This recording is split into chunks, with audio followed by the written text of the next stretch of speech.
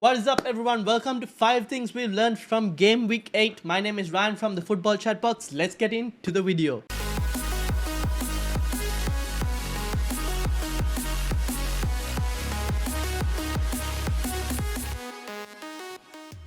So, in number 1, Villa get their first win. Now, Aston Villa finally got their first win, and add to that, they kept a clean sheet, which is very promising given their upcoming fixtures.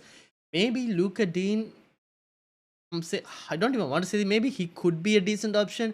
Wanted a more budget option, maybe Mings is a very good budget option. I think right now he's at 4.3, so he could be a really good budget option if you wanted to for the Villa defense. So Villa getting their first win, it's very promising. Let's see whether they can continue this, but defensively it's a bit promising. Attacking wise, I still wouldn't go Leon Bay, to be honest, because that ship has sailed. We've seen that it's not like he isn't capable of getting us enough returns to be warranting a fifth or even a fourth choice midfield spot. And I think there are just much more better midfielders compared to him. So defensively good, attacking wise, I think it's gone. Maybe Watkins is slightly tempting. Watkins probably would be the tempting one from the attack, but that's it. So that's number 1. Let me know what you thought about it. Let's go to number 2. Gabriel Jesus, still the third best striker. Now, Gabriel Jesus, he scored a goal. Obviously, a lot of people have dropped him on the wildcard. Those who went Game Week 8 wildcard, a lot of people have dropped him. Those who are going Game Week 9 wildcard are also probably dropping him. Now, for me at least, I saw the Spurs game and I'm like, I don't mind keeping Gabriel Jesus against Spurs because I have a feeling that he still will be probably the third, like even maybe the third or second best strike option. Okay, maybe third best strike option because I think Mitrovic is now probably the second strike option. But there haven't been any other strikers who have kind of like stepped out and said, hey, I'm a really good third strike option. Isaac had a chance to do that. I know he got a goal, but he didn't really look great. Didn't really get involved too much as well. There aren't any others. Aubameyang, we don't know. Cristiano Ronaldo still hasn't got any mates in terms of starting. Maybe Watkins, like I said, could become one for a few fixtures. But to be honest, in terms of Arsenal still being a good attack, Gabriel Jesus still will get chances. So I'm happy to keep him at the moment, and I think he will score against Spurs. The North London derby has always been scoring, like there are goals from both sides. So I don't mind keeping Gabriel Jesus for that game, and maybe even a couple games going ahead. We'll see, depending on how the situation unfolds. But for now, I think he's still the third best striker. Let me know what you think about it. Let's move into number 3. West Ham's attack questionable. Now, 3 goals in 7 games is not a really good return, especially for those who went on Jared Bowen on the wildcard. I personally wouldn't go for him if you're wildcarding now. I think West Ham's attack is just not there yet. If you want, their defense has improved. You can look at Emerson as an option for your 5th defender or even your 4th defender if you're looking for 2 budget defensive options. Emerson's not too bad. Patterson also from Everton could be a good option as well for a very budget defensive pick. But attack wise, I think it's an avoid at the moment until they show attacking form. Even though the fixtures are good, attack is probably just an avoid right now.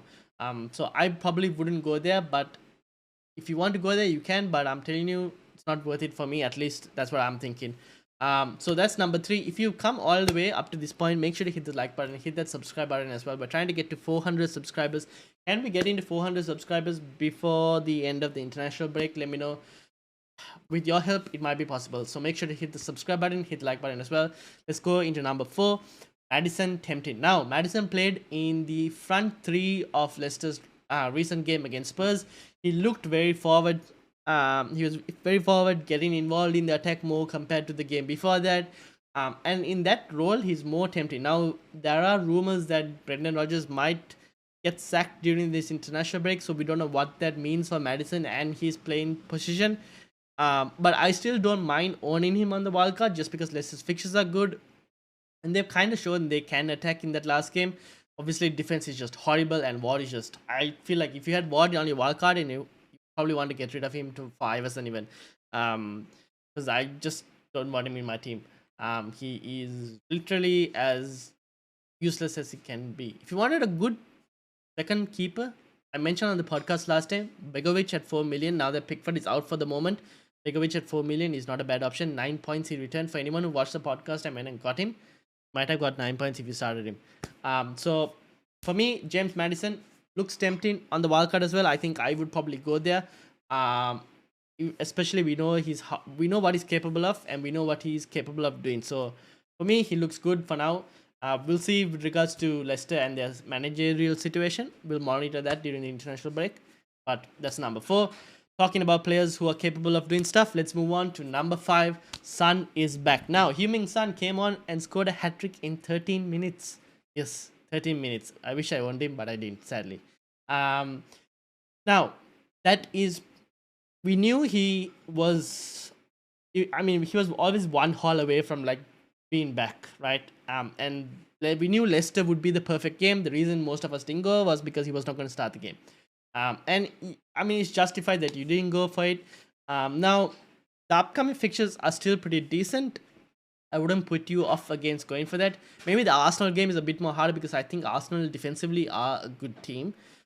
So the chances won't be there. But I think the other games, there will be chances. The one after the Arsenal game, I think like Everton is a pretty good team to play against. So I think there will be chances for Son. I'm also thinking about a Salah hokey cokey. So I get Salah on the wild card, then drop him for the next 2 games and get Son, and then go back to Salah. I'm thinking of something like that as well. Maybe that is also a possibility because the Spurs 2 fixtures after Arsenal are pretty good from what I saw. So Heung-min Son is back. Oh, easy. We'll have to see, because one thing is, while Son was on the pitch, Perisic wasn't. And I've said this before as well, I feel like Perisic and Son playing on the same side doesn't really work. And we are yet to see whether that will have an positive impact. Like, so far, we saw Son without Perisic. Son was much more better, scored a hat-trick. Now, if Perisic was to play right wing back, I don't think it'll affect Son as much because Son plays on the left. But if Perisic and Son were both to play on that left position, then it's an issue for me still, because I still think he interrupts with Son's play and occupies the same positions. So we'll have to see whether Son's good form can overcome that or not. We'll have to wait and see with regards to that. But that's what I thought. Let me know what you thought about all 5 things. Or let me know what you learned from Game Week 8. Comment down below, and also make sure to hit the subscribe button if you are new. Hit the like button as well. And thank you for watching. And I'll see you all for a wildcard video that will be coming up probably the end of this week.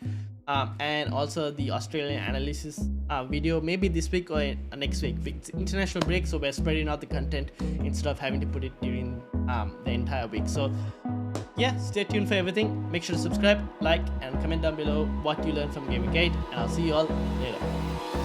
Hold me close till I get up. Time is barely on our side. I don't wanna waste what's left.